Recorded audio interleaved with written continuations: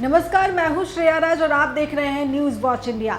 देश में जब लाखों छात्र दिन रात मेहनत करके एक परीक्षा की तैयारी करते हैं तो उसके लिए पेपर लीक की खबर सिर्फ एक खबर नहीं होती, बल्कि उनके सपनों पर सीधा हमला होती है। नीट से लेकर जेपीएससी तक अलग अलग राज्यों में पेपर लीक और कथित धांधली के आरोपों को लेकर छात्रों का गुस्सा लगातार बढ़ता जा रहा है। दिल्ली के जंतर मंतर से लेकर रांची की सड़कों तक छात्र अपने भविष्य और परीक्षा व्यवस्था की पारदर्शिता को लेकर सवाल उठा रहे हैं।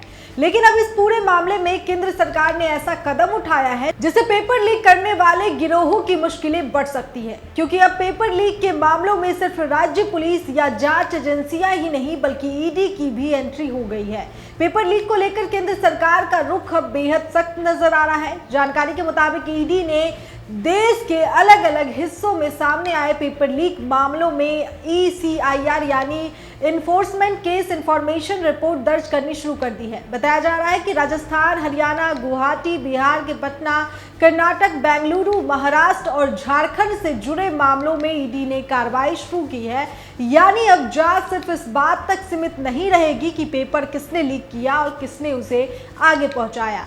ईडी की नजर इस पूरे नेटवर्क के पैसे के खेल पर भी होगी। आखिर पेपर लीक के पीछे पैसा कहां से आया, किसने किसे भुगतान किया, किस खाते में रकम पहुंची और इस पूरे नेटवर्क से किस किस व्यक्ति को आर्थिक फायदा हुआ, इन तमाम सवालों के जवाब तलाशने के लिए ईडी मनी ट्रेल और अपराध से अर्जित आय की जांच कर सकती है। सबसे बड़ा संदेश यही है कि पेपर लीक को अब सिर्फ किसी एक राज्य की समस्या मानकर नहीं देखा जाएगा, यानी मेरा प्रदेश तेरा प्रदेश वाला रवैया नहीं चलेगा। जहां भी पेपर लीक और उससे जुड़े आर्थिक लेन देन के गंभीर मामले सामने आएंगे वहां जांच का दायरा बढ़ सकता है। झारखंड की बात करें तो यहाँ जेपीएससी भर्ती परीक्षा में कथित धांधली को लेकर छात्रों का प्रदर्शन जारी है। इससे पहले नीट पेपर लीक मामले को लेकर भी देश भर में सवाल उठ चुके हैं। दिल्ली के जंतर मंतर पर छात्रों ने विरोध प्रदर्शन कर परीक्षा व्यवस्था में पारदर्शिता और दोषियों पर सख्त कार्रवाई की मांग की थी।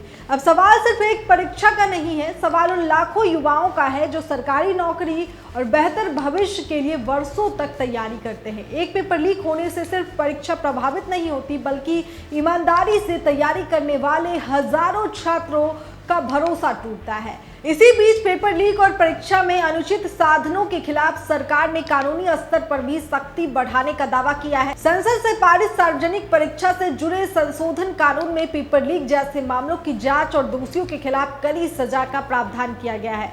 बताया गया है कि दोषी पाए जाने वालों को कई साल की जेल और भारी जुर्माने का सामना करना पड़ सकता है। वहीं संगठित अपराध से जुड़े मामलों में सजा और जुर्माने का प्रावधान और भी कड़ा रखा गया है। अब देखना होगा कि कानून और जांच एजेंसियों की ये सख्ती जमीन पर कितनी प्रभावी साबित होती है, क्योंकि परीक्षा सिर्फ एक प्रश्न पत्र नहीं होती, वो एक छात्र की मेहनत, उसके परिवार की उम्मीद और उसके भविष्य का सवाल होती है। जरूरत सिर्फ पेपर लीक करने वालों को पकड़ने की नहीं बल्कि उस पूरे नेटवर्क को खत्म करने की है जो युवाओं के सपनों का सौदा करता है।